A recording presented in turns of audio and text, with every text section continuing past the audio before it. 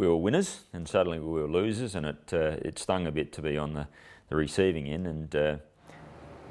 And I think I'm right in saying this, Dan. You're batting with Shane Lockwood, and we need, I think, only 20 or 30 to win. You're batting well. You slip mid-pitch and you get run out, and we lose by just 12 runs. That must have been fairly disappointing. I'll never forget it. I was that disappointed. Yeah, yeah. The slip over, and the worst part about it was I slipped over and just assumed young Story was fielding, he was going to pick it up and run me out, and I just went, and when I looked up, he'd slipped over. Oh, right. So you could have got back. And I reckon I could have got back, and as it was, he slipped over and then he folded and then he grabbed it and threw it back, only just getting up then. Yep. And if I hadn't have given up that moment that I fell over, I reckon I probably could have got back, and we could have won, and I'll never forget it because we could have bloody won it. Yeah, with good times come bad, and I'd played in those 4 grand finals that I mentioned and lost them all, and then I played in another 3, even one with Rovers, when the round was A grade, went into recess. So I think in total about 8 grand finals I lost before winning one, 2 as captain. So to win that 94-95 grand final was pretty special to me, and to play, like I say, Rex was a lifetime friend. He was back that year. So that was, I think, Donald Bailey once asked me, he said, what's your proudest moment in sport? And he said, surely winning a premiership for Tasmans in Port Lincoln. I said, no, actually it's winning that cricket grand final, and he couldn't believe it.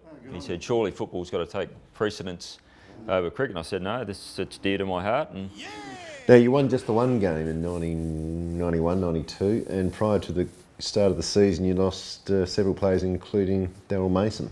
Yep. The skipper. He was the skipper. One game. We won 1 game for the year, and yeah, he left the district, and so coupled with a few others that couldn't play, myself included, I couldn't commit to the following season because I'd taken up new employment. So I was ruled out for the first half of the year at least, and I was probably one of the senior players, and I couldn't organise trainings and things like that. I was probably going to be the captain, and I couldn't do that either. You must have taken that pretty hard, yourself personally. I did, but as I say, I was committed to the role I'd taken on in my new work. So it is, I couldn't change that. So we decided, unfortunately as a club, the A grade went into recess and only had a B grade. And then we reformed, you come along, and we were lucky enough to win a grand final. Or as I shouldn't say luck, because Butch Fitzgerald said it wasn't luck, it was all, all good management. We were fortunate enough to still have a B grade, and the juniors actually won the premiership that year. Really, so which is terrific. Yeah, which augured well for the future. Like, we had some good kids coming through, but they just weren't ready for senior cricket then. So yeah, we let it go. We couldn't play that season. I remember having to tell former club president and club legend Dean Dunn that couldn't field an A grade team. He wasn't happy at all. He made me promise that that should never happen again. And luckily, when we did start again the following season after having a year off, since today we've had an A grade ever since, and we're facing some challenges players wise at the minute, but we're still going. So I kept true to my promise that I wouldn't let that happen again. And good job. Yeah, but he was a through and through rambler, and he was pretty upset that we couldn't field an A grade. So yeah. Well, how have you done it? How did we do it? To come back a year after. Yeah, well, I think we're pretty lucky. As I say, I mentioned those juniors. Who were ready. Who weren't quite ready then, but another year under the belt. We had 3 or 4 very promising kids, the likes of Brett Poole, Todd Richter, Brett Higgins. He was on the Crows list for a while. And we were fortunate enough to pick up a couple of recruits as well. So we had, I think, Daryl Stratford come across from Lipson. We had Rex Whittaker returning to the district, who'd played with me as a kid in the 70s. We had Anthony Halls, who was just an outstanding batsmen coming to town. He worked in the railways. Craig Weckett, he was Seam bowler. seam bowler. He was employed by Bordens as an agronomist, and turned out to be a remarkable cricketer, along with Halsey. I'll talk about a bit later. But so we and I should say that was 2 years after resumption, and so the year that we come back, we only, once again, I think we were winless. We didn't win a game, but we certainly, as I mentioned, those juniors coming through showed a lot of promise, and so our future didn't look too bad. And the following season, those guys I just mentioned, recruits, they sort of propped us up, and things were looking pretty good for 94, 95. Yeah, well, a little bit rough there. You had, he won 2, then lost 9. And Well, we started. You battled on because they were young guys sort of finding their feet. I think we won our first 2 or 3 games, and you know, we were up and about, and thought, oh, you know, here we go. I think I got the stat there, Roy. 126 days between our second or third win until our next one, and back then it was a 16 comp. Or 5 or 6 teams. I think Ungara might have pulled out by then. But anyway, so we had to, you know, you just not like today. You know, you might be a top 4, so you're guaranteed a final spot. We had to win enough games to get in the finals, and we did. We won 3 games at the back end of the year, and we just fell into 4th spot. So we qualified for the finals, and. Every final. That's a pretty crap season. Still. Every final, like the back then they probably called an elimination final or first semi, I don't know. We won just, and then we won the prelim final just, and the grand final turned out to be a really close game as well. So we're very, very, very fortunate there we were premiers in 94, 95, which is a big turnaround from, you know, going into recess for 2 years prior to that. So that was pretty Probably awesome. a little bit of luck there, but you make your own luck. You do, yeah. We did. We had some talented cricketers, no doubt, and they all performed on that day when we needed them. So, Craig Weckett. Craig Weckett. Well, that's a funny story. Probably better known for his football. You know, we knew that he was coming to town and worked for Bordens as an agronomist. Well, Foss, my boss, he played cricket for the Ramblers. So pretty much a done deal. So he took me to training, and yeah. And it took. It went from there. I think my first ball at training was a full toss at, I can't remember who was batting, but didn't come out the handle that well. Hit the back of the net. But yeah. And Foss Borden come to me and said, I think I've got a cricketer for you, Steve. You know, Foss was mixed up with Ramblers, and said, oh, that's great, Foss, you know. And so he brought him out to training, Craig Weckett, and threw him the ball, and I said, you know, a bit of a net session here. And his first ball that he bowled, Tumby nets there, you've got a sort of a canopy as well, like the side nets, wire mesh canopy. And the first ball he bowled, clear the canopy, so I was right over the top of the cricket nets. And I turned around to Foss and said, yeah, we've got a good one here. But It wasn't an anomaly? it wasn't an anomaly, no. So his first game we played... How did he bowl there? Was he tight? Was he loose? He was all over the place? Was he a bit of a Tomo? Or? No, he had pretty good control, as it turned out. Like, he was very tight, quite a miserly bowler. Didn't give much away, but... You're normally a bit more disciplined than that? I just try and hit it on the right length, I suppose, the right spot, and let the batsmen get themselves out is pretty much... Yeah, okay, yeah. Craig Weckett was probably as crafty as anyone that I played with, I reckon. With the ball, he could get it to talk. Try to, because I think in most country cricket, most batsmen get themselves out. So if you sort of try and bowl tight, they usually come unstuck. So control is a bit of a I think bit of a thing for you. Control a bit, yeah. Yeah. What about the conditions over there, like the facilities, the pitches? You're playing on cement. Yeah, well, it's all cement pitches around here too, so familiar, yeah. Pretty familiar. And the grounds were similar to grounds here, really. Pretty much. Pretty much. The first game we played Rovers, co-tenants at the Town Oval, arch rivals, and he took 9 wickets, 9 for 40 or something like that, and we didn't win the game. Like, there was no way they were going to get our total that we'd set for them, and the heavens opened up. He'd taken 9 wickets, there's still one to take. And, 8 wickets, he took. I think his figures were 8 for 21 or something like that. He took 8 of the 9 wickets and the game was washed out. We only needed 1 more wicket and... Couldn't get bloody Squeaker. What's that? There's a guy batting at the other end, he's only number 11 bat, Squeaker. Well, he actually, you look at the score, he got out for a duck, so might have been another game, or Okay. somebody else you got confused. Yeah. Who's not out with Ben Daniel or somebody. Oh, okay, must have been confused with someone else. Well, there you go. That's what we need Steve for, Correct. Yeah, correcting your memory. I don't remember too much about it, other than being frustrated as captain, sitting in the grandstand wanting to get back out there and we couldn't. Yeah. We drew that game, but the very next week, I think it was the next week, we travelled to Port Neal for a Sunday match. And Craig's, he's managed to take a double, like 2 hat-tricks in the same innings. Is that you? That's me, yeah. Nice. Tell me about it. I wouldn't mind, I'd like to see the scorecard here to sort of... But went up there and I reckon my first couple of overs might have been a bit loose too, actually. And then might have been Andrew Higgins, might have taken or Fizzer, one of the two, took a good catch in the gully or slips.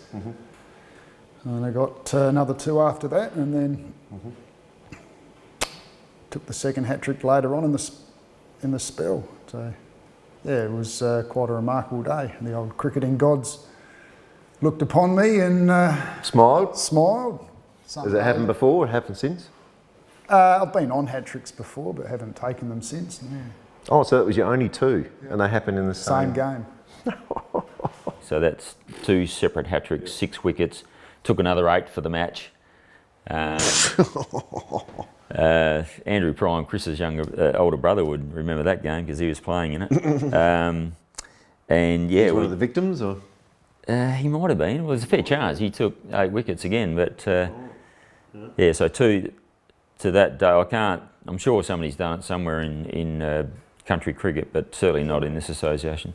Yeah, Foster's on the money. He was a very good sportsman, and we got back to the Tummy Bay Hotel that night, and Rex is obviously one of the owners there.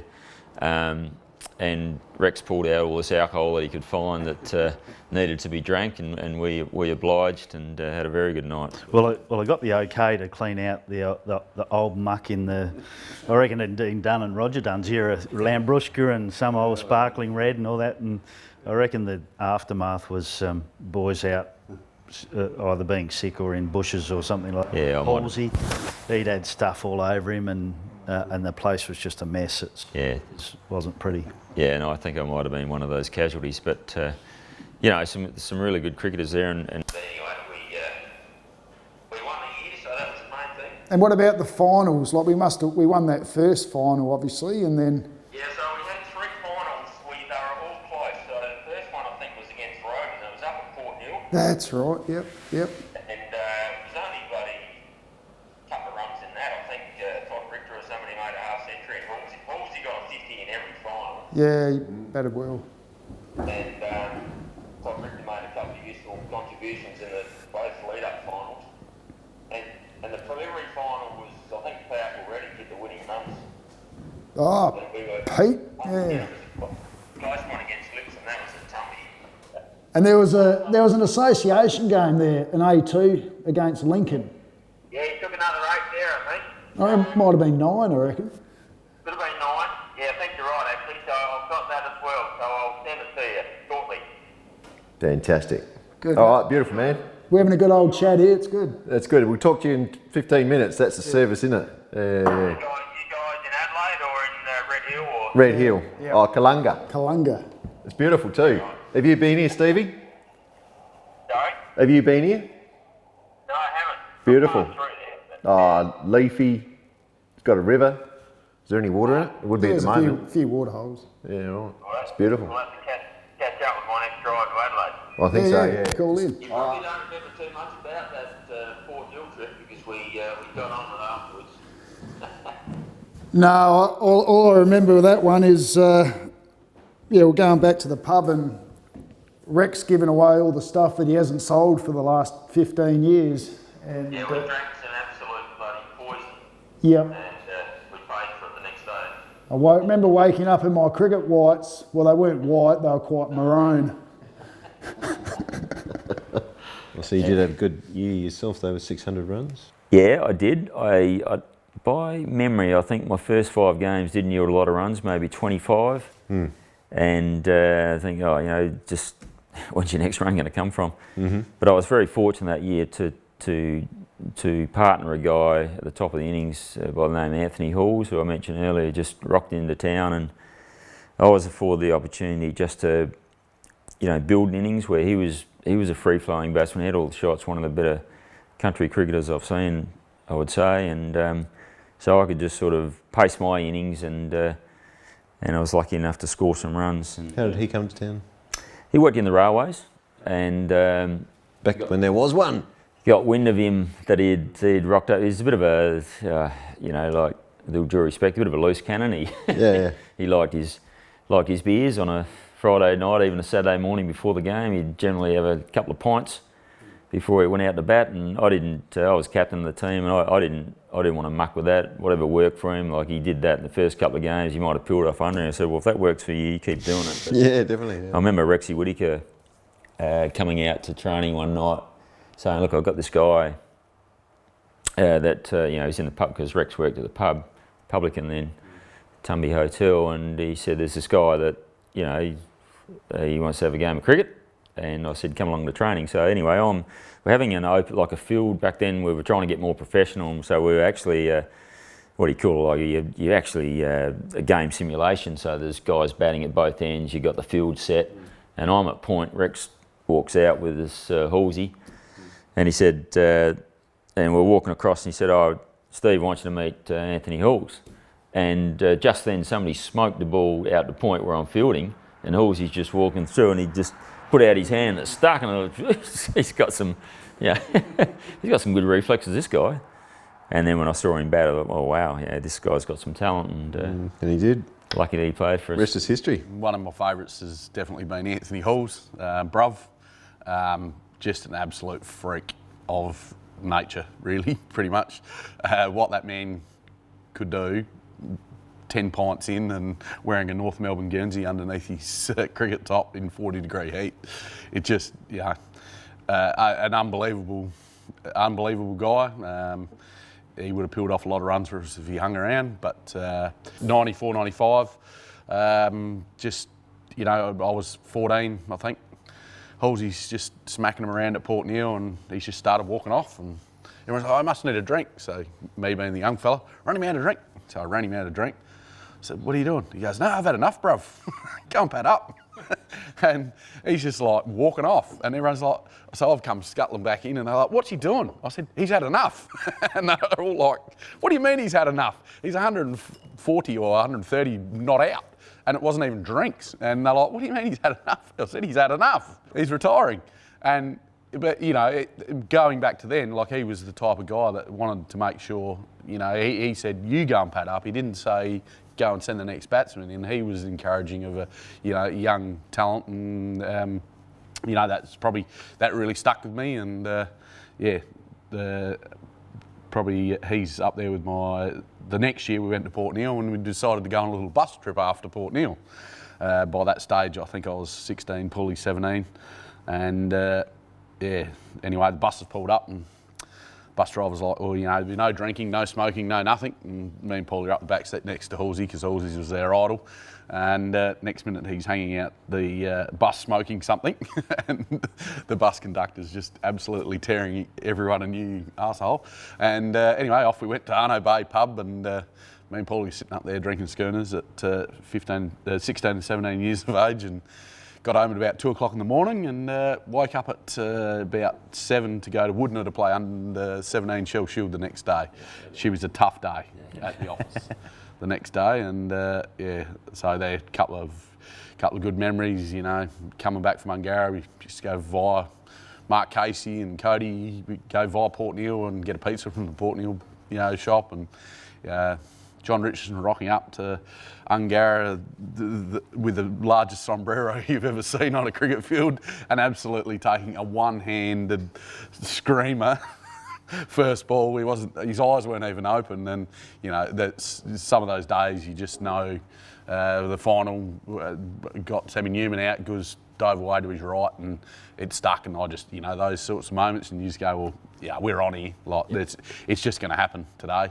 You just get that feeling, and you know, all in all, it's about playing sport with your mates and having a good time, and it's been really good to me, and I've been really fortunate to be able to play as long as I have and had some success, and yeah, pretty much wouldn't change anything. Yep. But it was good. It was good, and the old Rambler sort of stuff comes up, and Yeah. and a lot of the people came around. A lot of the older people come back and watched, and Yeah. so no, it was good. How old was Rex when? He was still playing footy. He'd be 30 probably when I was playing. Yeah, I was, I don't know, 23, I suppose. yeah. You play footy there? Yep. Yep. Versus, it looks like Cameron. The ball comes out towards Griffiths. Griffiths gets it to Stratford. Stratford gets a kick away, looking for Weckett. Weckett's probably close to best BOG for me. He comes out and gives the ball to Stratford again and gets it in towards Williams. Williams comes out towards Cross. Cross should go to the centre. He goes out towards, who we got there? Tumby? Yeah, won a flag too there. Really, with Primey? No, No? it was in 95, so they hadn't won a footy final since 60, bloody, I don't know, about 30 years. 68. Yeah, something like that. And so Rex was coach, played with Joe Cross, Rexy. Page knocks the ball to nobody. Webb takes the ball in the hand. Comes out to Joe Cross. Joe Cross quickly on his boot. And in front, handball's on. Yeah, and we beat Locke in the grand final, so that was a hoot. It would have been a hoot. Number 15, Craig Weckett.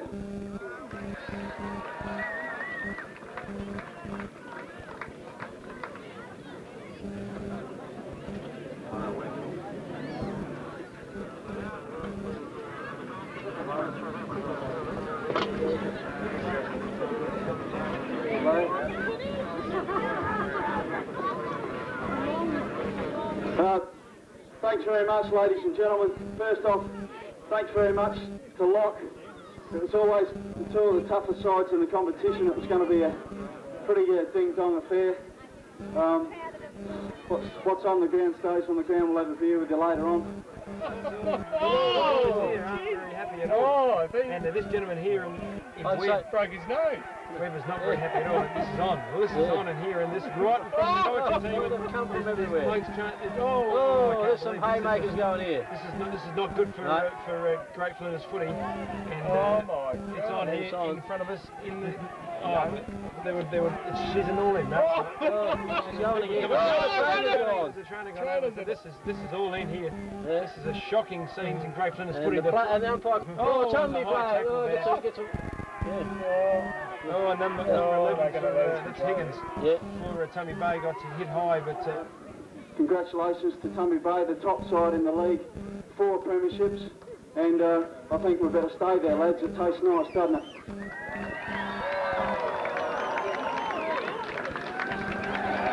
Thanks, Rex.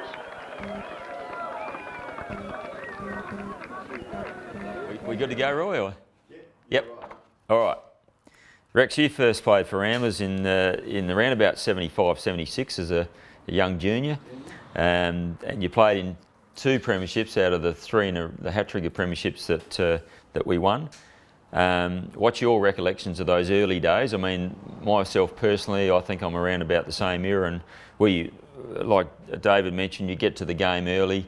You'd be hoping that somebody's pulled out so you get a game of cricket, or you were pulled over in the street and said, look, young fella, can you play? We're short, how about it? And that's generally how your first team that you end up playing for, that's how it comes about. What's your memories of those early days? Oh, look, I think, you know, it was just a joy to just field fine leg to fine leg sometimes, Cliff. Well, Cliffy would make you run fine leg to fine leg, wouldn't he? Yeah. You had no choice in the matter. All these guys were just, you know, legends, and I was talking to my son during the week, 17, I said, you know, you didn't have that, you know, and you got a 14-year-old, 13-year-old that's talking to Rex France or your dad or Dean Dunn or Ian Wakefield, or, you know, the rat bag element, the old statesman, all in between, you know, and you enveloped into the club. You weren't sort of it was just all together. It was fantastic. And it's a good point you mentioned there, like going to training. And I know as a youngster when I would go to training and Steve, you're up to bat, put the pads on, go into the nets there. Back then we just had the nets that we'd pulled out to the centre of the wicket, the Tummy Oval. And I'm facing Dean Dunn, David Fitzgerald. I can't lay bat on ball. I've got no idea which way they're spinning, but I just loved being part of that. And I couldn't wait till next Wednesday night's training or whatever night we train. It was just an absolute joy to be amongst the company of those fellas that you spoke about. So, if you had to pick a best ever Ramblers team out of everyone you've ever actually played with, it would be. It's an interesting one. I've played with a lot of good cricketers and against some very good cricketers as well, but I'd have to, at the end of it, I'll make some apologies, some very fine cricketers I've played with, but if I had an opening pair, I would probably say Anthony Halls, who I mentioned before. He's just a very gifted cricketer, and like how he can, I always take my hat off to guys that can perform when they're probably over the limit as far as alcohol goes. But he was an exceptional cricketer. Kevin Sorrell would open with him in that team. Kevin was a prolific run scorer, but he's played in other leagues, probably more known as a bowler, so he's an all-rounder of the highest quality, Butch Sorrell. My first drop, a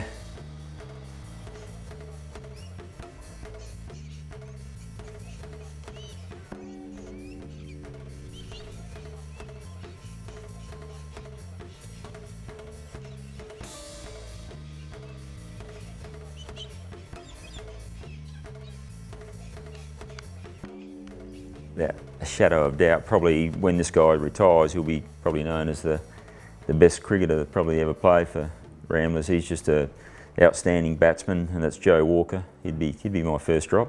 Good all-rounder. Good all-rounder, bat and ball. He's learning his bowling craft. But with bat, just the year gone, he's scored the most runs ever by a Rambler in a season. Quality player. Hard to get out. Seems to stay in a long time. Hard to get out. Yeah, no. I think he's learned how now to build his innings. Probably early days, he just wanted to score as quickly as he could. But he's such a free-flowing batsman. As I told him, if he bats 50 overs, you're going to make a big score anyway because he's got all the shots and he's going to score quickly.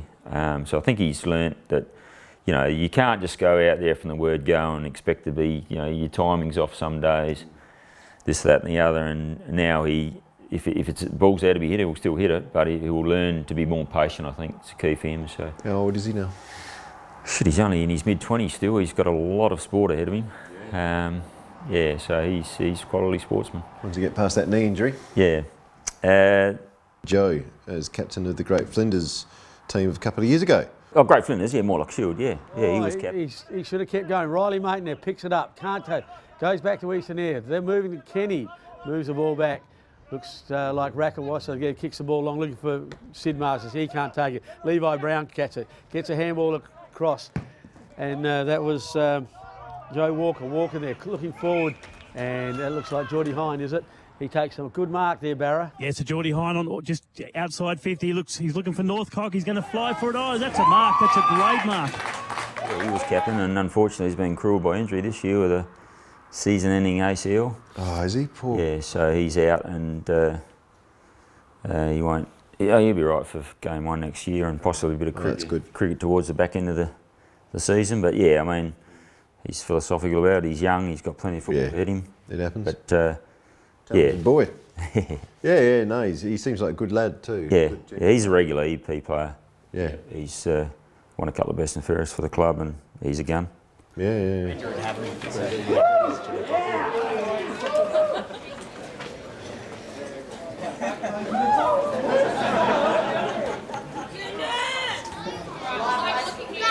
Number 4 batsman, I'd probably have David Butler. He's one of those, a bit like Anthony Halls. He just had so much talent. He was a wicketkeeper batsman, and once again, a bit like Halsey, I used to have an armchair view of watching David bat from the other end.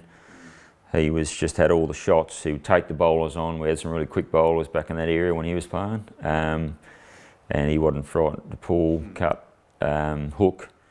and just just throw himself around the field as well. Like he was a quality cricketer. Number 5, I didn't get to play with this guy much, only when I was a kid, but he come to Ramblers from Cockaleachy. Sorry, I should say the flat, Yalman Flat.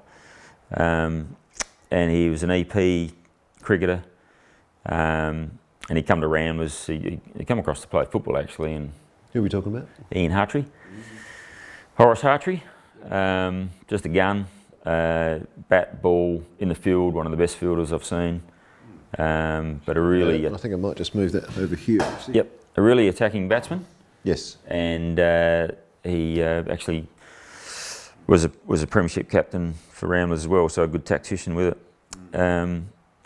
Number 6, Jason Ainsbury, just in that all-rounder category. Who we met the other day. You met the other day? Yeah, he was just... I was fortunate enough to play with him when I come back to play for Ramblers, and he was still a quality player then. He just one of those guys that can turn a game. Very, very explosive batsman. Like he just fearless. Like he would just take on. The boundaries weren't long enough for him, wide enough. He was just a big 6 hitter. A bit like Tomo, I think, in one of these classic cricket books. You would have read it, one of the Dennis Lilly, Rod Marsh books, I think. Yeah, right. Tomo thought that defence was something you put around the paddock to keep the cows in. Yeah, you would have read that. French term for a fence, yeah. He's just a champion cricketer. And number 7, Nigel James, who I'd put in the same bracket, just a guy that can win your games off his own. He might have a lot of bad days, like he was an attacking batsman. He could go out there and get a first ball duck, but then other times he could just turn the game on its head just with his aggressive nature.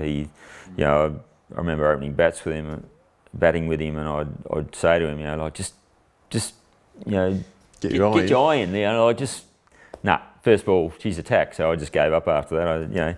You play your own game, and we didn't want to change that because when it come off, he'd just take the game away from the opposition, and we had enough good players in the team. If Nigel got out, we had plenty of backup, the guys that come in behind him that could play a bit more of a dour innings, and he was bat, ball, very good bowler as well. So he was, he's in my best team. And we got to meet him the other day too. Jamesy, yep, a very good sportsman. He's been a terrific footballer as well. And tap down one by United Yalana, but Tumby first on the ball, and the handball coming forward to Nigel James, and he's going to look up and see United Yalana player straight on him, and he gets the ball and he gets the kick away, and marking the ball nicely there in front of the contest is Tom Kelly. He's played state country footy. Good mark by Glover. Glover gets looking forward. Takes him out with a big right house. Right, that was a He's big... not moving. He's absolutely poleaxed there, and the big fella has gone away from this situation very quickly because I don't think he's too well. No, they're going to stop, and you can see that the arm is sort of up. Yeah. So I think his leg. That's his leg, mate. Well, it might even be the leg. A legitimate spoil. It's just copped him high. Oh, you're still wearing it. There's your stoppage in play, Roy. Yep, that was perfect actually. Thank you very much, Nigel. They do happen, accidents like this sometimes. He went for the spoil. He's a big lump of man, isn't he? Havelberg. Nigel. Jamesy. So just an all-round good sportsman. Is he still playing footy? He's still playing football. He kicked 8 goals the other day for Tumby. And a little bit of rough-up work done by Nigel James there to the man on the ground in Braden Martin. He doesn't bite. Probably not a bad idea because Nigel James, you wouldn't want to run into him at any stage of your life. He's ageing now, so he's taken him out of the ruck where he's been battered up for years. And so Nigel James has been the difference here in the last 5 minutes. He's gone into ruck and he's getting his hands on the football on most occasions. And given Tumby followers the first look at the footy, can they clear the ball again from the centre? James is working with power in the ruck and he gets the ball out. Braden Martin again. The 2 Warriors in there, they've done really well. The umpire throws it up again. Up they go. James gets the tap forward. United Yalana in front, takes the ball there, and that was number 4, which is Rick Skinner. Skinner says he can't, he's not going anywhere. and he threw the ball out, but the umpire says, no chance, we'll ball it up. James goes up again against Glover. James wins the tap down again.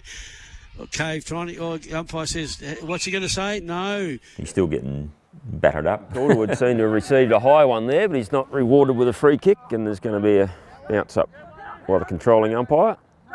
James takes the ball out of the ruck, handballs off to Calderwood, and he finds Will Nankerville again. Belted up, and but he's still a good footballer, but his body's, he's towards the end of his career, but he's still like 8 goals. 19 minutes gone in the final term, almost a time. Tom Kelly kissed the ball out. Harry Degner handballs off to Will Nankerville, can't take clean possession, but he's back onto it. Dishes off to Charlie Richardson on his left leg, nice leg.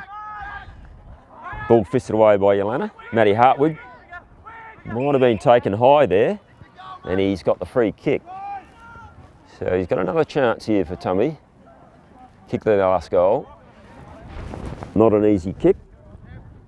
He's going to have to allow for the breeze blowing from left to right. He's going to pass off. He's going to hit up James. Good kick, great kick. We're right behind him here, so... Keeper in that left forward pocket. This is going to be a real challenge for him because there's no way you're kicking it on that angle with the wind coming across the face. Kick, but Nigel quite often kicks the tough ones. The around, swings around on his right with a banana. He tries to swing it back, and that's going to go through. My wicketkeeper, Dennis Chappell, one of my favourites, looked up to this guy. Really? So you actually played alongside the man? I did, yeah. Back in the Skinner, I was a kid in the 70s. He started his cricket in late 50s, so he was towards the end of his time. But I just used to, marvel at how far he could hit a cricket ball, and he using a bat that, if you pick it up, it was an old Grey Nichols, and you think there's no sweet spot. There's just a lump of bloody wood. But he was more of a guy that would help the ball on its way. So bowl down leg side, and he'd flick it. Yeah, flick it. I remember we played a game against Colts, and they had a new fast opening bowler to the town, and he'd heard about this Dennis Chappell, and he said, it was actually Lyndon Pryor, and he's a brother to Wayne Pryor, who actually played World Series cricket in the Packer days. Yep. And Lyndon was pretty quick himself. Yep. And he said, no, I've got this guy worked out. I think I'll bounce him out. And in the pub that night after the game, somebody asked him, he said, how'd that tactic go against Dennis Chappell? He said, yeah, no, I got him out caught down at fine leg. He said, the only trouble is he'd already made 95. 1971-72. The grand final against a very formidable Colts team, who were in fact the previous season's premiers. It boasted a strong batting top order, including Hill, Evans, Fradley and Ken Berryman. And of course, one of the quickest fast bowlers ever seen in these parts in Bob Wigley. Batting first round was in early trouble at 4 for 32, with Wigley and Colts captain Ron Hill sharing the wickets. A strong response is required by the middle order and is supplied by Dennis Chappell, 44, Butch Fitzgerald, 20, Captain Winsoley was 32 not out, and Dean Dunn chipped in with 21. We set a fair score, 167, but by stumps on that first day, they were 1 for 80, and they looked like they got the game well in hand. They had a strong batting lineup. But what's your recollection? I do remember one of their batsmen saying that to get us out, you'll have to run us out. And after a short period of play on day 2, that's exactly what occurred, with Danny Horgan throwing the ball to keeper Dennis Chappell, who run out Evans for 50 exactly. And so there it began. So even at 2 for 112, Colts are in control, seemed assured victory, but Dean Dunn, of course, had other ideas. In his first 11 overs, Dean had the unflattering figures of none for 52, but in his next 6 overs, captured 5 for 16, and Colts would fall 2 runs short of our first innings 167. That's right, and we knew that if we had any chance of winning, we had to field well, and that's what we did too. And to see that guy run out in the first over, give them a bit of a shock, and I think that's really what got them, under a bit of pressure. Yep, and it triggered a bit of a collapse. And yes, yeah. You only need to give Dean Dunn a bit of a sniff. He could quickly get into the tail. And we had young David here too. 14 overs for 25 runs and 1 wicket. Yep, tight bowling. Tight bowling and Exactly. pressure on them. And I can remember Michael Waite coming out, and he was one of the last batsmen, and there's only a few runs to go, and I was out at deep square leg, and he kept on trying to hit Dean down there. Then I thought, don't hit it to me. But it didn't happen anyhow. And yeah, and I can remember also after that first night where Colts and Ramblers were in the hotel, and it was, you know, they were pretty confident naturally, and they deserved to be. Yep. And I was being offered 100 to 1 and didn't take it. Well, you don't want to tempt fate. Yeah, but no, it was really one of the best grand finals I've played in, and never played in a football grand final, but I played in some really good football cricket ones. Cricket ones. To help make up for it. And yeah, that's great. Cliff, you mentioned earlier that you caught probably Colt's best batsman, their captain Ron Hill, in the covers. Yeah, yeah. That would have been Great. the start of the end for them almost. Yes, he was pretty confident. He was one of the ones that they weren't going to lose. Yep. Yeah. The way he was carrying on the week before. Yeah. I think it was pretty early on the next day. Yep. Yeah. Drove on really hard and just happened to catch it. Yeah. I felt so good. We just lifted, and all our fielders that day. What happens isn't everybody lifts a bit. Dean cleaned them up. Yeah. He bowled well. Yes, that's right. And it was just Yeah. a great memory. Yeah. Yep. You'll never forget it. I'll never forget it. Yeah. The confidence, the whole team. Yep. And that was played at Mortlock or? No, it was Or Tumby? on Tumby Yep. Oval. Yep. Tumby Oval. Yeah. Yeah, it's just a great day. Yeah. One of our best memories I've had. Yeah. And when It's not as good as winning a footy grand final in '68. It's about the same. Yeah. Yeah. Well, that's high praise. Yeah, Win Solly was the captain. Yeah. So he was Was it? a good leader. Yes, he Yeah. was. He bowled pretty well that day too, I reckon. Made 32 runs, Yep. which was pretty handy. Yeah, and his bowling. It was, Yeah, he bowled tight. He bowled tight. What was his figures there? It's amazing. 22 overs, 10 maidens, 1 for 30. Yeah. Yeah. Yep. That was Wynn's figures, was it? Yes. Yeah. But of course the game's not over. It's a 2-day game match, so they Yep. can still force an outright victory. And with bowlers of the likes of Bob Wigley at their disposal, it's quite easily that we could have succumbed in the second innings, and then they could have chased down that total for victory. And we did. We lost a couple of early wickets, but then it was Chapp once again, 52 not out, and it was Ian Langley that made 40 not out that allowed us to bat out time and then win a grand final. That's probably one of our best ever wins. So any recollections of that, Dennis, that you... I just remember the game that it was just one of the best games I'd ever played. And with Dean's comment to, I don't know whether it was Evans or somebody. Evans or Fradley, somebody, one of them not out. When they said they were one for whatever, that you'll have to run us out. And Dean looked at me and he just said, I think we might do this. I'll never forget it. Yep, and he was right. One of those things that sticks in your head. Magic game.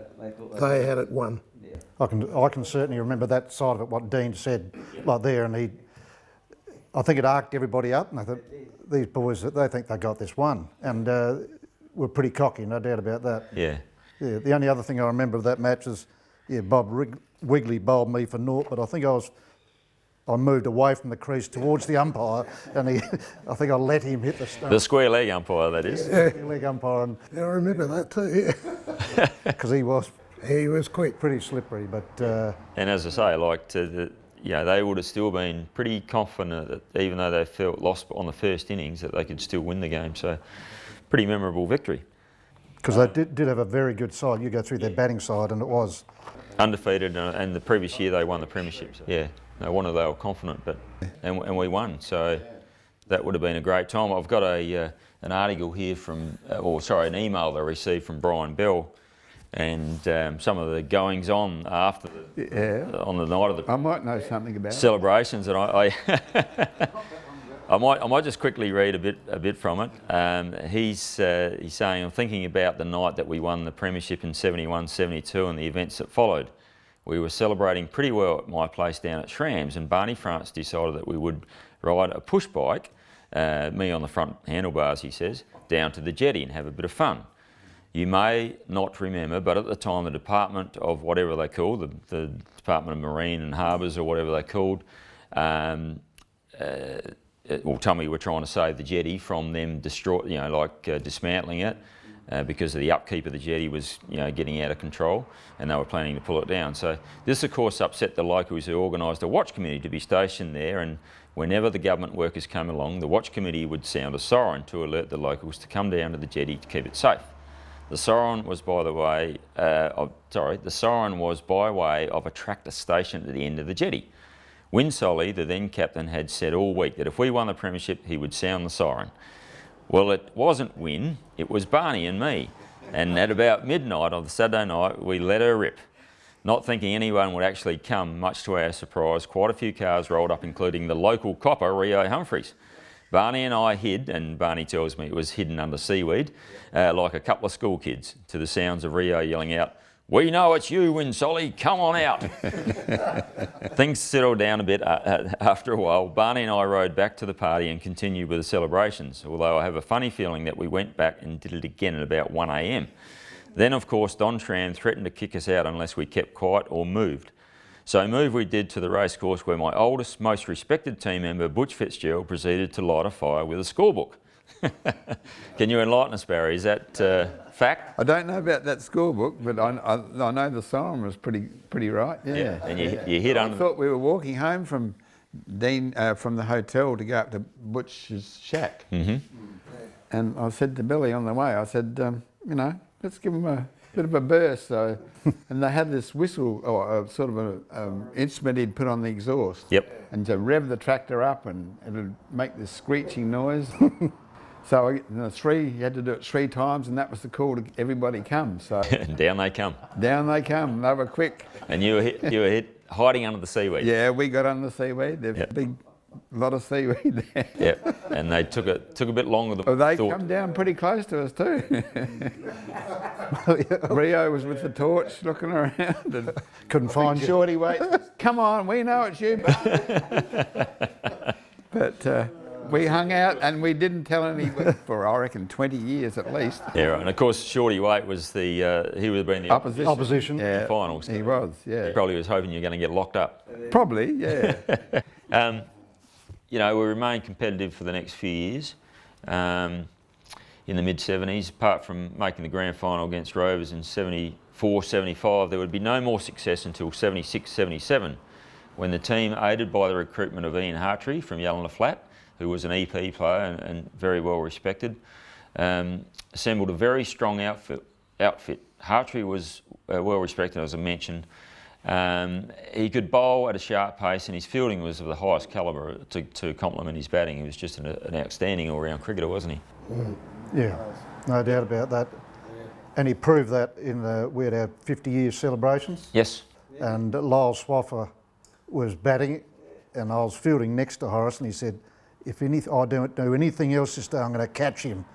And that was when he was about 60, and Swaff hit one out through the covers. Smoked it. And Horace parallel to the ground, one hand bang, and he was that sort of freak. And imagine what he was like 30 years younger. I think he was an inspiration for the whole team. Yeah. Everybody looked at him, and he was just outstanding cricketer. Yep. And he come to play for Ramblers Cricket Farong due to the fact that it was football first. Like he was recruited to play for Tumby Bay. And thanks, Jacko. And the social bit, yeah, because him and Pee Wee Richardson and maybe his brother, that they spent a lot of time in Tumby, and so it was and he was playing football for Ramblers, and I think they just probably in the midst of about 10 premierships in a row, and he was pretty keen to play somewhere else. So we were lucky enough to pick him up as a cricketer. So so let's have a look. We lost the first game in season 76-77, but then the team went undefeated for the remainder of the season. Ramblers qualified for that grand final with a win against Slipson. Dennis Chappell, 48. We've mentioned you a fair bit, Dennis. You're always making runs in the finals. Combined with Tom Tierney in a match-winning 97-run partnership that guided the team to 179 first innings total for the loss of 7 wickets. Dunn, 4 for 39, and David Fitzgerald, 5 for 36, ran through the Lipson batting lineup with the last 8 wickets falling for 28. I won't even ask whether you remember that, because But I just want to make sure we won the game. I don't worry about it. Anyway, we qualify for that year's grand final. We play against Rovers. Turns out to be a pretty close game. Rovers dismissed for 129. Captain Cliff Carpenter at this stage taking the bowling honours with figures of 4 for 34. AB supported by Dunn, 3 for 22. The run chase seemed under control with Barry France 33, Ian Hartree 46, getting the team off to a strong start after until a mini collapse. Sorry, we lost 6 wickets for 52 before securing the win by 4 wickets. I don't know whether any of you recall that premiership, but but it's always good to beat Rovers. I mean, you know, they were sort of the not the enemy, but sort of healthy respect for each other, and to beat them in a grand final was always special. The following season, Ramblers were just as dominant, winning all but one minor round match. The semi-final against Angara that season was a tight affair, with Ramblers dismissing the opposition for 113, with Dean Dunn once again dominating the batsmen with the figures of 7 for 29. However, Ramblers in reply slumped to 5 for 34 with all their recognised batters back in the shed. Once again, Tom Tierney, 28, aided by, this time by Ian Wakefield, 31 not out, rescued the innings with a partnership of 57, and Ramblers went on to win by 3 wickets. Moving on to the grand final against the same opponent, Angara. They obviously won the preliminary final, and but this grand final proved to be far easier victory, with a fight-up Ian Wakefield bowling at good pace, running through the Angara top order, and finishing with figures of 5 for 28 off 5 for 26 off 15 fiery overs. Now, I was 12th man for this game, and I distinctly recall Wakey getting a little bit stirred up when a certain batsman from Angara mentioned the fact that he probably needs to turn his t-shirt around because it was obstructing his batting as he run into bowl, and this seemed to fire up Wakey. It didn't take much. He had a pretty short fuse, but he bowled a pretty quick spell, and I think the batsman might have regretted stirring him up. Angara were dismissed for only 65, and as I mentioned, Wakey took that 5 for 26. So that was a pretty early finish because, you know, bowling them out for 65. Peter Anderson scored 20, Barney was 26 not out, and Chap 18 not out. So I think the games might have started early, past 10 or something like that in the morning. So you've probably got a pretty early start in the pub, beating Angara that day. So that was a good win, and so 2 in a row, back to back. The following season, we'd lost Dennis Chappell, who went away for work, but we had the emerging Rex Whittaker as the wicketkeeper batsman, who filled the shoes admirably of Dennis. It didn't prevent the dominance of the side losing Dennis, and as we claimed the minor premiership for the 3rd year in a row, steamrolling a shell-shock Rovers outfit in claiming the minor premiership for the 3rd year in a row, and we completely outclassed Rovers in the semi-final, dismissed them for 73, with Cliffy bagging 5 for 13 and Peter Anderson 3 for 6. After Ian Wakefield removed both openers, Ramblers lost just 1 wicket, that of Captain Ian Hartree, in their run chase, and Barney was 33 not out in that chase. 2 weeks later, we faced off Colts. Colts obviously bet Rovers in the preliminary final. And once again, Cliffy with 4 for 37, Peter Anderson 4 for 34 were the destroyers, as Colts were all out for 123. The victory target was achieved without little concern. Horace Hartree made 47, Peter Anderson 43, and their second wicket partnership at 81 put the game beyond doubt. So that completed a hat-trick of premierships for the club, and one of our best eras in its history.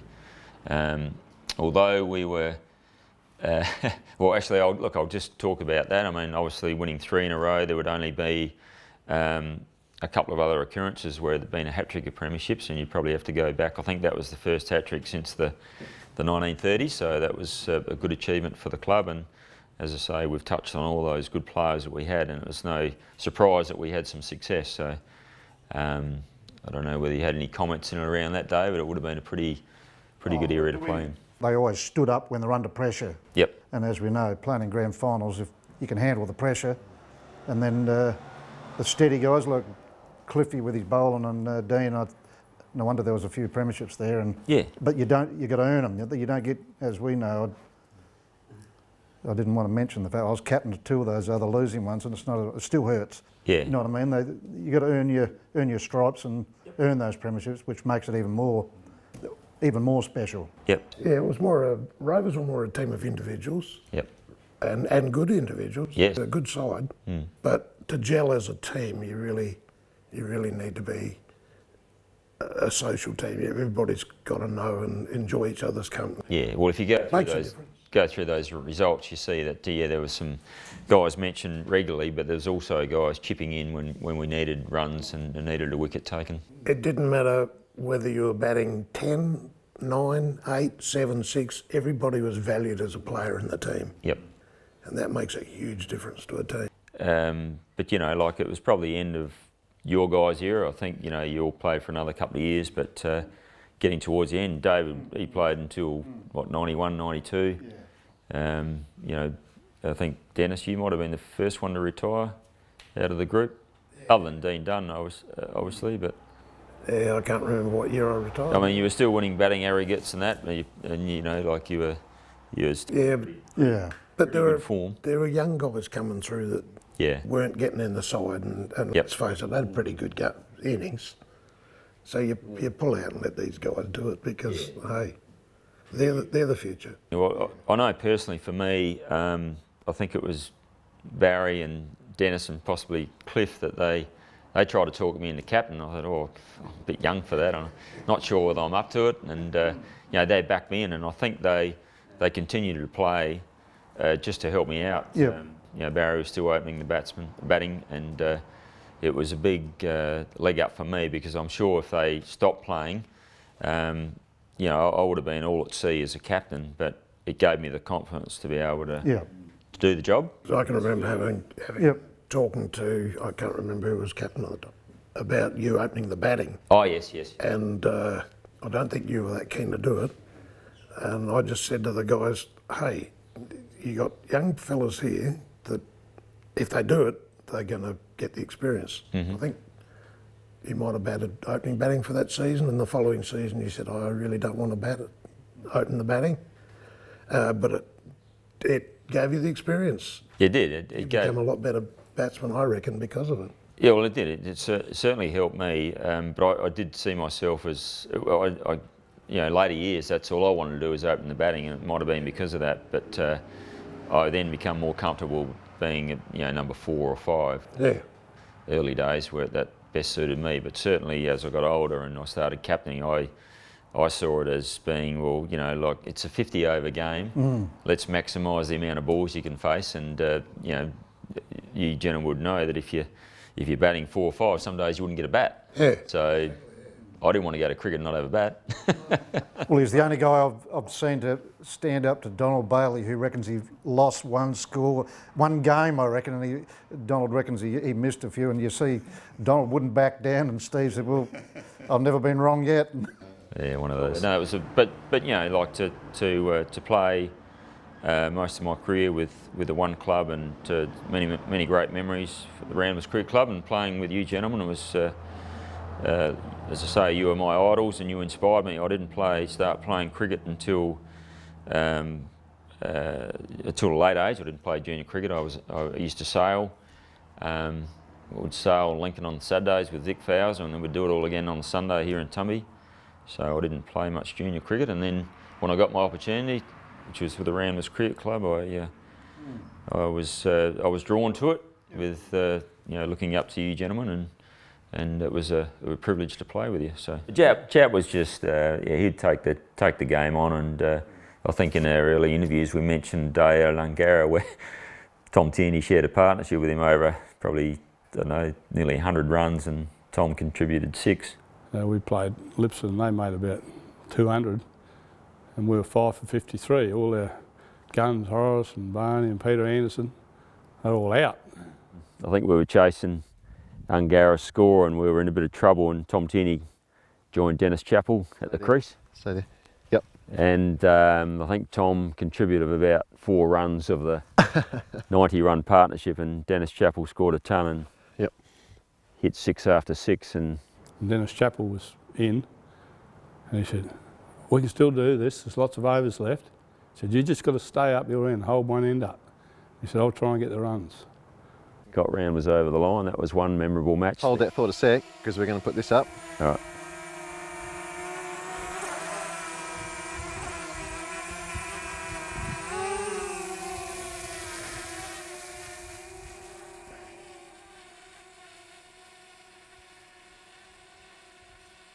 This is the way to tell history, like with the new technology. It's amazing, isn't it? All right, number 9, I've got in the team, and we're probably getting into the bowlers now, although I've mentioned a few rounders that were good, they were good at both. But Shane Lockwood always stands out in my memory as a guy that could, swing the ball, cut the ball. He was an exceptional cricketer. I think he took 50 odd wickets one season. That stands out. He then, when he left Ramblers, he went and played cricket with Chris Prime actually at Warminda for a lot of years. So he was an outstanding cricketer, Shane Lockwood. He's in my team. Then we're left with the 2 spin bowlers, the spin twins, David Fitzgerald and Dean Dunn. I mean, they're just... David, you played your first game for Ramblers in 1967-68, and it wouldn't be too hard to understand why you played for Ramblers, because your dad was was the club president at the time, and you tagged along with him to cricket, obviously, and that's when you played for Ramblers. Can you remember those early days of playing for the club?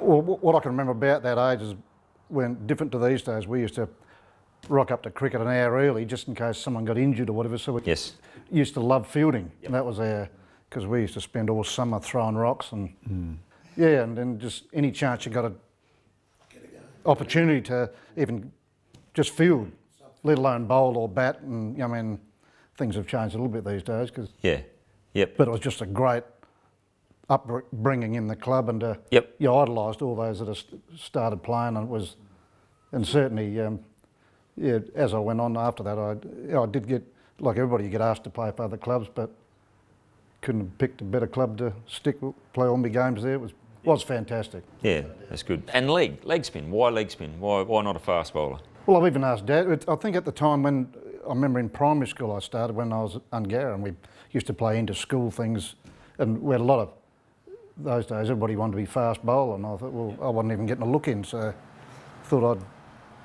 give it a go, and managed to bowl a couple that landed on the pitch and kept on going, and one thing I want to mention, when I first started playing and against Port Neale, and Bill Davey and me and him, bowler and batsman for Port Neale. Bob was 14, others younger. The fact that his boys were playing with him, I thought, what a happy situation. Bill seemed very, very happy about that, and I aimed for that all the time I played cricket, and I was rewarded. Yes. Because David played with me from junior Colts, about 14. He came back from college on holiday, and Park Fogarty in the field saw me wandering after a couple of overs. He said, I wouldn't hesitate. He'd seen David bowl a leg break, and he knew what I was thinking. Can I make a little fella bowl against Letchworth? And so I got David to bowl, and didn't know what was going to happen, and he shaped up, and David bowled, and the ball pitched and bounced, and off Les's bat straight up, I'm down on the ground. Les looking around. We nearly had you then. Oh, I knew where the ball was, he said. And he didn't have the slightest idea what was going to happen to that ball when it pitched. But it pitched and flipped, spun, as you saw him do at times, yeah. So that would have been a very proud moment for you, Butch. And I remember talking to you one day, and probably your most proudest moment in cricket is when you already been awarded life membership at the Ramblers Cricket Club, but to watch your son be presented his life membership, and then you become a father-son combination of a life member of the club, that must have been a very proud moment for you. Yes, yes. I was still struggling to play, and they were struggling for players to go to Cleve Association match.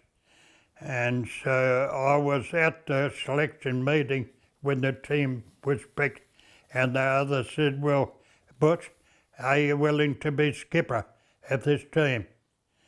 And I suppose so. So that's a very proud... To have David playing in the same side. Yes, yep. We're going to get up here and go through these Cleve guys. Anyway, we got up there and walked out to look at the turf pitch. It was soggy wet. They'd have the sprinklers on overnight.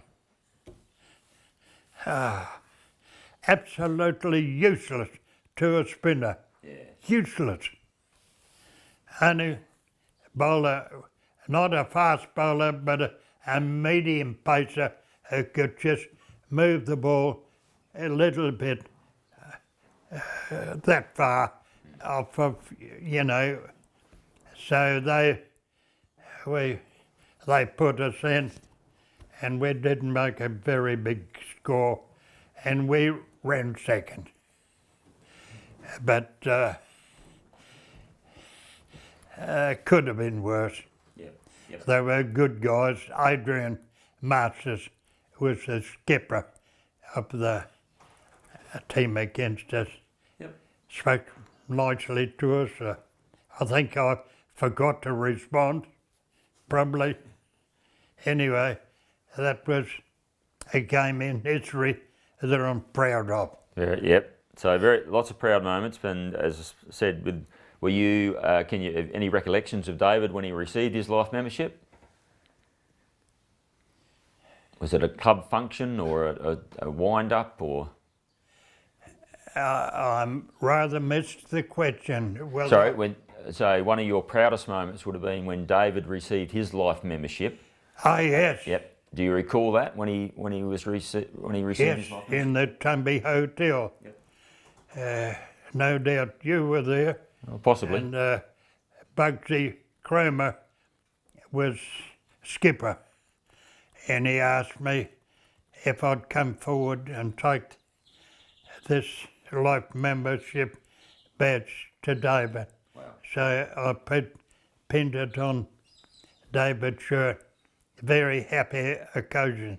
Yeah, a couple to land on the pitch. You took over 500 wickets in your career and formed a great union with the legendary Dean Dunn. It must have been great bowling in tandem with Dean. We'll learn a bit off him, and I don't know if I'm right, but Dean didn't start playing his cricket till 35. About 35, which is, imagine what would have happened if he had started when he was 20, because he was a competitor, and you say Dean wasn't that agile, but he didn't need to be when he was bowling, and unless the ball, and he fielded it first slip, and if it wasn't up here to catch it, he just used his shins and just closed his legs, and everybody else would be grimacing in pain, and Dean would be just grab the ball and throw it back, and so something I'll never forget. He did it many times. Yeah, I can still remember as a kid him catching a lot of catches without using his hands. Yeah, fair to say. But he, as far as bowling with him, like as you say, I bowled leg sprint, and it's a confidence thing. Sometimes I'll be the first to say at various stages sort of lacked a bit of confidence, but Dean, he'd come on bowling his sort of, used to call him left arm off breaks, and then he'd bowl the odd leg break, but as Chap would know as wicketkeeper, that's why we're blessed to have him there. Yep. But he wouldn't hesitate to bowl the odd bouncer. He'd get like off his 4 steps. And well, I hope he gave you the signal, Dennis. No, he just used to come in, and he was a guy now, it's hard to remember, like Dean was, whether he was 110 kilos in, I don't know, you tend a big man. He was a big man, and but that's what we loved him in our side. He was a competitor. Yeah, and of course the story around him starting so late is because obviously coming from Arno Bay, him and brother Roger ran the hotel. Roger had a great career as a footballer with Sturt, and somebody basically back then with 6 o'clock closing, somebody had to be there for that, and so Dean forego his cricket, but when he took it up, he played catch up, didn't he? He took over 500 wickets. Yep, amazing records, and of course you were rewarded with life membership, Ramblers best ever team. You're in the squad for the association's best ever team for 100 years, so that's a great honour, and you captained the club, so you obviously enjoyed your time there and great memories. No, I did, and then I remember I suppose it was a year or two before I decided to give it away because my own fault, bugging my arm up a few years earlier, and Bob Richter said, "You realise you got 8 positions you got this year.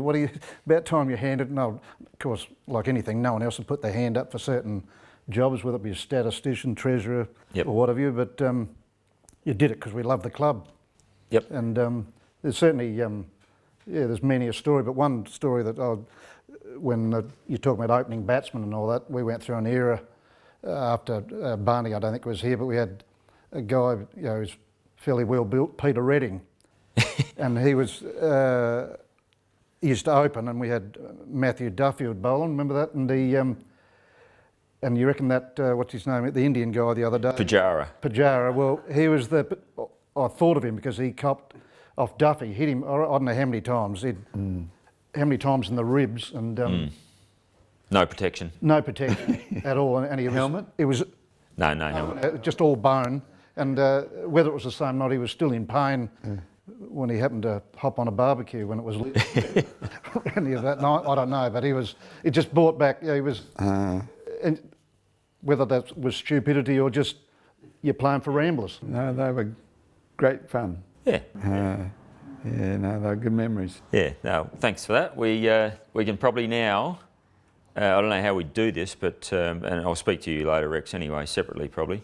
Or no, what we can do, we can put the mic on Rex and we can just close out all the player stuff, and then we can talk about grand finals. But with only 3 mics, I'm not sure how we're going to do it, Roy, but, Tell me about them. Because there was a lot of talk on the day, but... Well, David Fitzgerald was just a guy, and I was lucky enough to captain him, and he was a match winner for me. Like, you could throw him in the ball, I need a wicket stand, like I need to break this partnership. And he just had that ability to break a partnership. But he was, for a leg spinner, to have control like he did, to land the ball on the spot. He rarely did they take to him, the batsman. He had that good control and fast spin, like not loopy leg spin. Really, you could hear the ball zip, like the fizz going down the pitch. Yeah, quite an aggressive, hard thing to get on top of. Yeah, and he took over 500 wickets in his career, and he didn't, he spent a lot of years away from here as well. So that's, Where'd he go? He went. He was in the bank, so he left the farm and he was working in the bank. I forget the places he went to. I think Whaler, might have been one of them. Whaler or Port Augusta. He played up there in his time in the bank. Dean Dunn was, imagine having the same guys as they did. They played most of their careers together. So, at times the opening bowlers would take the shine off the ball for these two spinning champions. I mean, they'd just come up and clean. If the opening bowlers hadn't got a couple of the top order out, these guys would get them out and then just clean up the tail. They were just, Dean Dunn didn't. It's a remarkable story. He didn't start playing cricket until his mid-30s, and ended up taking nearly 600 wickets. Yeah. And that was out of the fact that the Dunn brothers had the local hotel, the Tummy Bay Hotel, and so he wasn't afforded that opportunity to play sport. Roger had a thriving career with Sturt in Adelaide, so Dean in later years was afforded the opportunity to play cricket, and he made up for lost time. He was averaging about 50 wickets a season. He had a mixture of, I don't know, I remember going to training him. I had no idea what he was bowling. He was a left armour. It was a sort of like Chinaman type. You know, he bowled some leggies, he bowled some offies, had everything. He usually did batsmen in with flight. A little bit more loopier than David. You know, the amount of stumpings that Dennis Chappell had off of Dean Dunn is incredible. You know, he's very close to selection in the team of the century for the association. That's how good he was. And to start your career so late and make such an impact is incredible. So yeah, that rounds out the team. But I'd mentioned, I'm sneaking in the 12th man there, Bernard Ainsbury, Bullet. He come to the, lucky enough I was captain at the time, and he come to our club from Whyalla. He really played cricket in the northern areas. Played a lot in Whyalla, come to Tumby, and unfortunately, back then, we'd just brought in the 10 over restrictions. And I wished I could have bowled him like the old days. I could have bowled him one end the whole day. He was, and I think opposition teams they went to school on that. Like, so we've got to see Bullet out because, you know, he was hard to score off. He was quick, even though he was sort of towards the end of his career when he come here. He was, I would love to have had him at my disposal a little bit longer, and as I say, when times abused that, when you could have bowled him all day, he was just a special cricketer. So yeah, he rounds out the team, 12th man. But with apologies to the likes of you know, Cliff Carpenter, Barry France, Peter Anderson, Ian Wakefield, a lot of good cricketers in that group that could have quite easily made the best team that guys that I ever played with. I played with all those guys, and they were great mentors for me, particularly Cliff and Barry. Yeah. Yeah, they were very generous. They let you bowl all night while they stood in the covers, jawing on. And then the hat trick of wins, you know, like each, I think the whole three were pretty comprehensive wins, so just bears testament to the strong team you had. Strong batting lineup, a good mixture of, you had the spin of David and Dean, you had good medium paces, you know, the all-round capabilities of Horace Hartree with bat and ball and fielding. You just about had the complete team. There was no passengers in the team, and they all did their bit. Look, the guys that didn't hardly get a hit, but they're all good fielders, like people like Greg Teeley over the years. Greg Teeley, Roger. Yep. He used to stop a lot of balls. Roger, how many games did he play? I think he went a whole year and didn't drop a catch. He had pretty big hands. Yeah, and I was talking to Peter Davovich last night, who's you know, an old rover, and he was good mates with Roger, obviously, and I think Roger started playing a few games with Rovers, and Dean came up and said, "You're a rambler." So he put an end to that. So. But he was, I remember playing as a junior, playing some games with Roger, and that was awesome to be able to play in the same team as Roger as well. I mean, he's more known for his footy. Yes. Footy, of course, but he was a very competitive sportsman. Field as well. It was all win. And he could always have something to say, and he wouldn't care who he said it to. Very determined. Yeah, so, you know, that hat-trick of premierships is, you know, just a star-studded team really, and it's no surprise that you had the success. Another guy that we've mentioned before, Ian Wakefield, to pick him up, like he was a very quick opening bowler. Yeah. So just added to the team again, another dimension. He could bat as well, and just a larrikin. A larrikin, good competitor. Off-field was good value. So, you know, some real good cricketers amongst that group, wasn't there? Yeah, a real fun group. Yeah. Yep.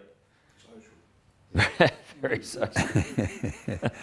But pretty determined to win. yeah, that's what me and Rex as juniors could gather, is that you know, like you couldn't go to training and muck around. It was pretty serious. Yeah. You know, these days that, you know, they'll come and bowl in thongs, and have a beer in hand, but back then it was like you trained like you're in a match situation. And you know, there was no mucking around. You had to play correct cricket shots, and that led to a bit of professionalism, I think, within the group. And you did that through the way you trained, and that carried through to how you played. So. Yeah, no. Then you had all these other guys that backed us up, like Rex France, Bob Carr, Roo. Yeah. Your dad. All patrons of the club. I don't know whether they knew what being a patron was back in those days, but you had to bail the club out if you were in financial trouble. But Yep. Doc Wibley. Dr. Wibley. Yeah. Yeah, so it was a very good era for the club. One of my fantastic memories was, I think the day after at the racecourse after the grand final, and Horace Artrey, I reckon, got back and he'd had his shirt half ripped off. And, Wakey was rocked up and there's red wine all down his shirt. All the whites are still on, and they're all gabbing on about the great night that they had, and you know, and I think we would have played in grand finals when we couldn't drink, a bit like Chap, you know. So we missed out on all that sort of stuff. But the characters and the camaraderie, and that's what it was all about. Yep. I do recall the day. It was 1983. Ungara Oval was probably about 40 in the shade. Cliff's captaining, and you know, I can't remember whether we were chasing or setting a score, but Cliff thought, well, we'll give the young fellas a go. You know, they won't last long. They'll be out in pretty quick time. Then we can come in and make some easy runs.